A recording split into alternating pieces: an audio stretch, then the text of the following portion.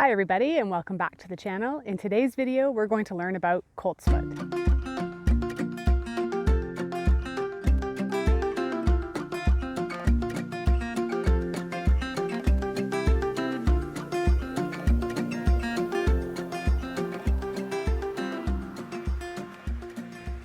So my family and I are really lucky to live very close to beautiful Balsam Lake. So it's pretty cool to have this spot be my background today for filming this video. So as with all of my herbal materia medica videos, I have this disclaimer in the front that none of the information presented to you today is meant to diagnose, treat, or claim to heal any disease states, medical conditions that you may have. It is always wise to consult a health practitioner of your choice before taking any herbs internally. So it is early April here in southern Ontario and coltsfoot is popping up all over the place. Now, as you can see by looking at the morphology of the plant, it is often confused for dandelion by a lot of people. But there's some really key distinguishing characteristics that I'm going to get my husband to zoom in one more time to take a close look. So of course, if you actually look at the flowers, you can see right away, while they do have a similar, because it's in the Asteraceae family, it has a similar sort of look to dandelion. If you get real close, you can see the flowers are quite different. Another key identifying characteristic is the stem. The stem is completely different. Dandelions have these sort of like long, smooth stems that are hollow, and coltsfoot is going to look very different. But one of the main ways to really tell the difference between coltsfoot and dandelion is the fact that coltsfoot doesn't have any leaves right now. And the leaves actually won't emerge until after the flower has died back. So that's a really key distinguishing characteristic. If you have a yellow aster-like flower that has a leaf, any like blooming at the same time, then you don't really have a coltsfoot plant. So when it comes to harvesting this plant, it's a little bit more high maintenance than some of your other medicines because you have to harvest it twice. First, you have to harvest it when it's in flower, which would be right now, would be the perfect time.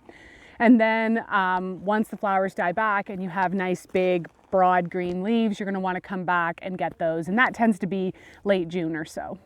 And when I'm making medicine with those plants, I combine the flowering portion medicine. So say I made tincture and the leaf tincture, I would combine those in a 50-50 ratio. So the botanical or Latin name for coltsfoot is Tussilago farfara, for those who like to geek out to plants like me. But one of the main reasons I like to use this plant is for its respiratory properties. It has really great expectorant properties, both in kind of a stimulating sense, so it's going to help the body facilitate the release of mucus buildup in the lower respiratory tract, the lungs, but also it's fairly relaxing in that sense as well. So while it's not an antispasmodic per se, it is still going to kind of help relax the tissues in that area. It's also a really decent little anti-catarrhal, so that's something that's going to help with like that drippy sort of runny nose that you can get during certain, respiratory conditions. And it's also something we call a febrifuge, which means it's going to help with fevers. So we're talking things like cold, flu, any respiratory viral condition that you may be dealing with, bronchitis, even the old school ones like, like tuberculosis and pleurisy and that sort of thing. And it's even a decent little helper with asthma. But because it doesn't actually have any antiviral properties itself, it's really important to combine it with other plants that also support the respiratory system as well as have antiviral properties. It's a decent little vulnerary too, so you could use this topically for, cuts, bites, scrapes, stings, and wounds, but please watch this entire video because when we go over the contraindications, there will be some circumstances where this would not be recommended.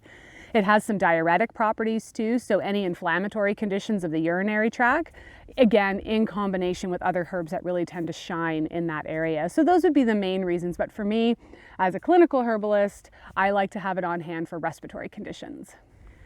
So as I mentioned in the previous segment, there are some toxicity concerns that you have to be aware of when you're using coltsfoot or Tussilago as medicine. And the main one is that it contains something known as hepatotoxic pyrrolidine alkaloids. So this means that there are potentially irritating and difficult for the liver to process. So if you are pregnant, nursing, working with infants, anyone who's chronically ill or debilitated, seniors, or anyone who has any liver pathology at all, you definitely want to stay away from using this plant. And I did mention it had vulnerary properties, so topical stuff, cuts, bites, scrapes, stings. If you've got an open wound though, again, that same subcategory of people may want to be a bit wary using this topically on the skin. Now, I forgot to mention it has some decent little nervine properties. It's a pretty good relaxant and tranquilizer. So because of that, we are always cautious whenever we have medications that are mood altering. Whenever we've got medications and herbs that do the same thing, it's always wise to consult a natural health practitioner, such as a herbalist, a naturopath, or anyone who's familiar working with botanical medicine. So I would be remiss to not mention the fact that a lot of people really like to smoke coltsfoot leaves. And again, the leaves are not out. It's going to be at least a few months, if not 3 months, before we start to see the big, beautiful green leaves that'll be produced here. It makes a really nice herbal smoke if you're into such things. For folks who are, say, trying to cut back or quit smoking tobacco, you can roll your own cigarettes and then you can start to cut some of the tobacco back and start adding in smokable botanicals such as coltsfoot, mixing in as well, or whatever it is that you like to smoke. So I just thought I would mention that because it's something that people are pretty keenly interested in. So I hope you enjoyed this video on coltsfoot. As always, if you have any questions or comments, you can leave those below. And a last little reminder that none of the information in this video is meant to diagnose, cure, or heal, or claim to do any of those things in terms of disease states or medical conditions. So thank you again for tuning in. And until next time, this is Correne from Spirea Herbs at beautiful Balsam Lake, wishing you health and wellness.